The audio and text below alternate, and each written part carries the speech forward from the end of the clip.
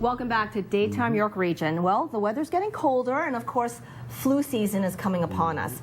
And we've got somebody special here to talk to us about how we can improve our immunity through our posture. And this is Dr. Guy Bahar. How is immunity, flu and cold season, associated with our spine? Very good question. It's actually kind of an indirect way of finding how, but what we have to basically think about when we think about posture is the stress that it puts on our body. Right. The big link between posture and immunity is through the stress that it causes, because there's been numerous studies to show that heightened stress puts a lot of stress on our immune system. The higher the sympathetic nervous system ends up working, the lower the immune response tends to be. Right, because the skeleton, I mean, holds everything together, and we're constantly abusing it, right? We're slouching Correct. over at the desk, we're on our cell phones. You have a machine here that can sort of recognize where the stress areas are and how it'll improve your immunity. Specifically, yeah. It's a thermal scan that we're bringing in today, and the thermal scan is measuring a function of our sympathetic output. So if we're putting our sympathetic nervous system on constant chronic strain, you're going to see this light up like a Christmas tree, because it's an indication that your adrenals are overworking, you're pumping out cortisol, you're doing all the things that are normally reserved for emergencies, but you don't need emergencies. So we're going to the well when we don't need the water. Exactly. So why don't you show us how you examine and give us ideas of what you're looking for? Okay, Here. We've got our subject over your here. patient. Who has a horrible back, by the way? Okay, so what we do is we set, for demonstration purposes, we set our scan on, and what we're going to doing is just measuring the thermal signals that are coming from about the middle of the back all the way up to the base of the skull. Okay. Okay, and here So we- what is this machine called? It's ThermoScan. This is a thermal scan. This is actually an Insight Millennium that evaluates the integrity of all neurological processes. The setting we're doing today, because we're discussing immunity, is the thermal scan. So in layman's terms, a machine that makes you know if you're going to get sick or not. Yes. Okay. There you go. Okay. Let's show us how it works. Okay, so we're just going to run this up the spine, and we're going to see the signals that it causes as we go through. Now, normally the person will be shirtless when doing this, right? Correct.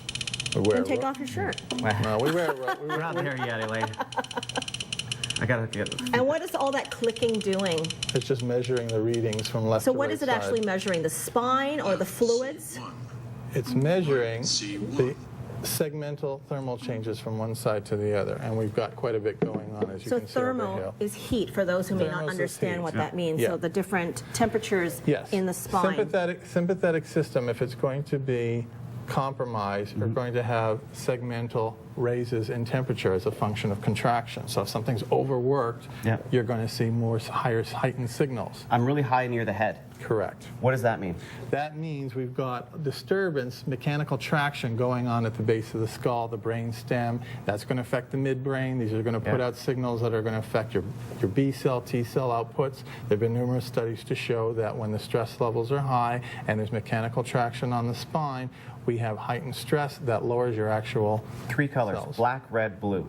What do they mean? Yeah, what do they indicate? Okay, blue is usually a moderate level, so you can see the lower down in the respiratory area. We don't have too much interference. Once we get up in between the shoulder blades, where there tends to be more chronic tension, we get more heat.